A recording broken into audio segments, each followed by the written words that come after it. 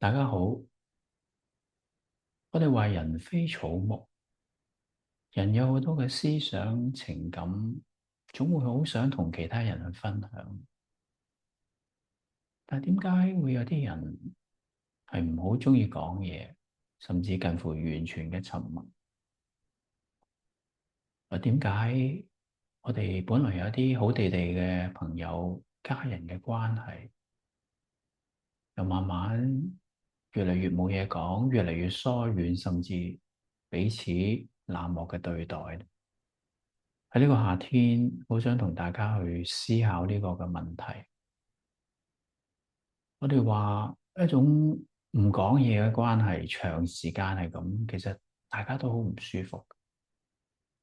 而當我哋喺呢個沉默嘅當中，我哋喺度猜測緊對方係發生緊咩事嘅時候，我哋裏邊好多思想、情感等等嘅反應，亦都會影響咗呢個關係，更加嘅惡化。所以好想喺呢個夏天同大家有3小時嘅時間，喺一個工作坊裏面，去通過一啲經典嘅臨床心理學嘅個案，去探討一下一啲治療師係點樣樣去陪伴一啲沉默唔想講嘢嘅個案，